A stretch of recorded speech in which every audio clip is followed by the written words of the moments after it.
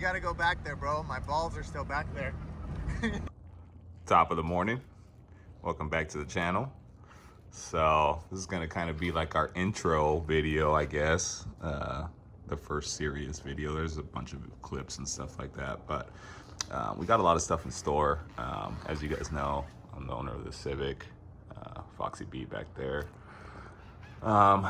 This is a CRV diff we're working on for a buddy, which will be using the AKD clutch pack upgrade setup, also along with the quick spool system.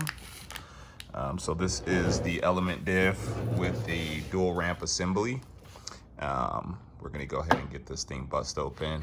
I'll show you guys inside. I'm not gonna show you guys step by step. I'll just show you guys kind of like how I take this apart. Past that, you can do that on your own. It's pretty self-explanatory. So there's a couple 8 mils or 5/16 right here. We got a 34 right there. This is kind of stubborn to pull off of here. So it's pretty big and awkward. I would normally use like a bearing splitter or something if I had to, but on these, I just bust this loose, bust all these apart, and then I pry here and there, and then I just give it a couple taps with the copper hammer so it doesn't affect any of the metal. Copper hammer that in, and it'll kind of like want to separate as you're prying, and comes apart pretty easy. But if not, this is pretty, especially if they're rusted like this, they're a bitch to get off. So yeah, we're gonna go ahead and get this apart and then show you guys inside, and then yeah, we'll go from there.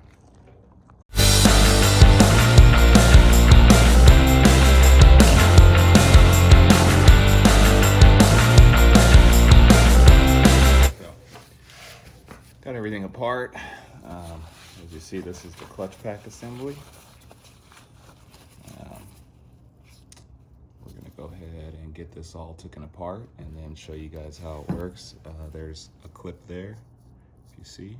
Just use a screwdriver, pry it around in these little slots.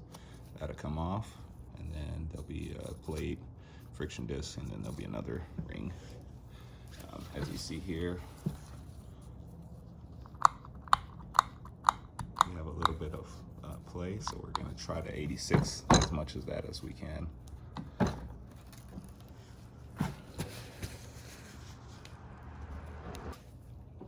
So on here you have the dual pump setup, the quick spool has a plate, disc, and then another plate. As you see, that's pretty slippery. So I think if we change thickness of fluids, it'll get those a little bit more. And inside of here you have a spring that is measured. And then under here you have a shim. Actually, pull this out right there. Okay, that's your shim. And then you have another C-clip in here, which is the bottom one. So if you see here,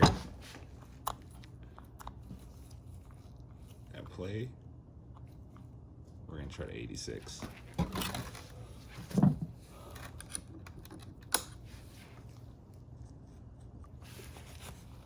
Okay, got it all empty. I got one in there as like a test. So inside of there goes this bad boy right here. Okay, first one is this one.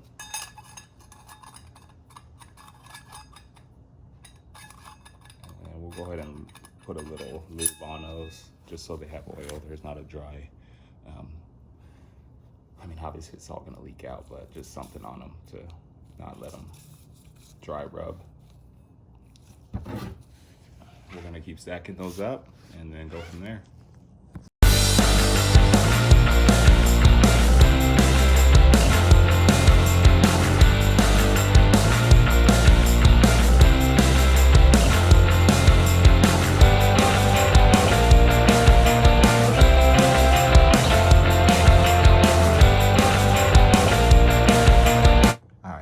Take these apart, you want this side down.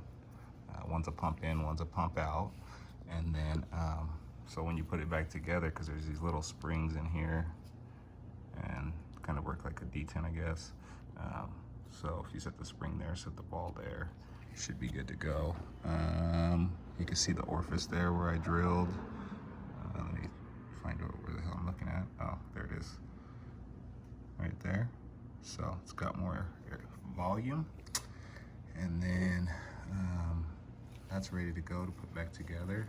So like I said, you put that there, and then you can just put this together like so. Bam, done. Okay. And then from here, these are the old springs. And then in here you have a ball which acts as like a valve. When it builds enough pressure, it pushes on this spring, which sits on top of there. This one goes inside of this one. So you can see there, you have a little spring here. This little spring sits inside of there. You have another little bearing that sits right there. And then you can close this, but I'm gonna need 2 hands to do this, unfortunately, because this is pretty intense with pressure. So get this closed back and then we'll get it back on. Okay, here we have some little notches there that ride on this here, but unfortunately if you turn it like that, it'll just fall out. So you have to put it back sideways, get that back in there halfway-ish on both sides, and then turn this one to turn to the middle. Also forgot the thermal switch. Normally what stops this thing from working, just basically a plunge or whatever and release the oil from continuing on, so it doesn't work. We block that off there. So you just take the seal off of this one or put a new one, put that in there like so, and that's done. And then one of the downfalls I don't like on these is this. Honda scored this from factory. So what happens is if the pump ever breaks and this thing just gets scorching hot or whatever, it'll just snap this off so the 4-wheel drive doesn't lock. You can still get it and drive home. Honda did this from factory. So I like to TIG weld around here, around this little score there. And that kind of keeps it from doing that. And then also, trying to get this thing lined up. Also, you have to take the whole thing apart to do so. So we're not changing the LSD or anything like that right now. So can't get it done. But yeah, just a heads up on that. So got everything back together. Things rocking. Honda Bond on the cover. Got it all dried up.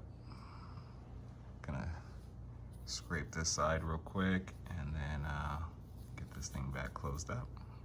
Get her on her way. Should be a quicker engagement.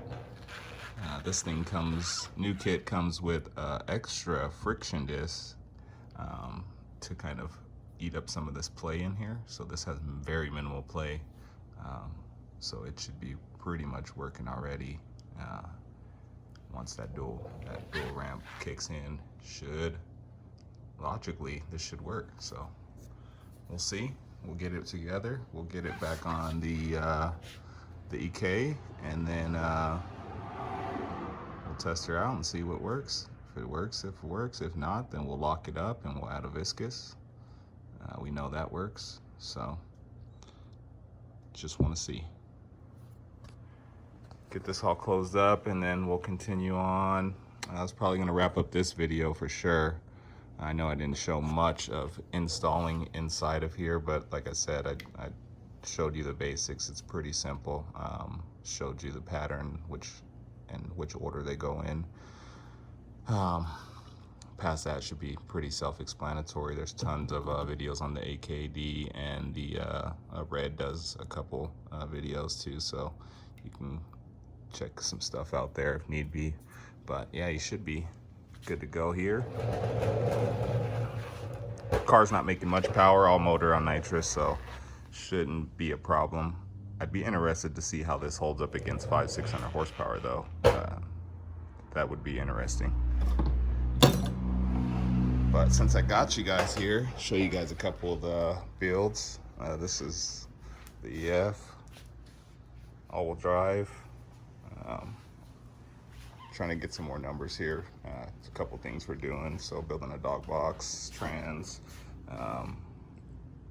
Got that all ready to rock. So just got to close it up and get it in here. Then we'll be ready to turn it up. But the next project we're going to be sharing with you guys, because obviously you would have to follow this on Instagram to know anything about this. There's a couple videos here of some pulls and stuff like that. But I got a CRV 5-speed. That I've been fixing up here slowly. So we're gonna be case swapping and turboing. So yeah, get to it, get the motor apart. Max Speeding Rods is sponsoring the motor build and maybe a couple other things. So we'll see. That's gonna be pretty dope. This is a Sleeve B series that I'm working on. Also, turbo build, you know, the beast. But yeah, we're gonna wrap this video up, and then I'll see you guys on the next. We'll have the next video will be the block taken apart, open box of the Max Speeding rods. Check them out. And then show you guys like some install on the block, and then we'll continue on from there. Still collecting parts, so almost done with the list though, so we'll be ready to rock here soon. And then after that, you know, we'll wrap it up. So you guys have a good one, man. Stay blessed, stay running, stay driving. Holla at your boy, man. See you guys later.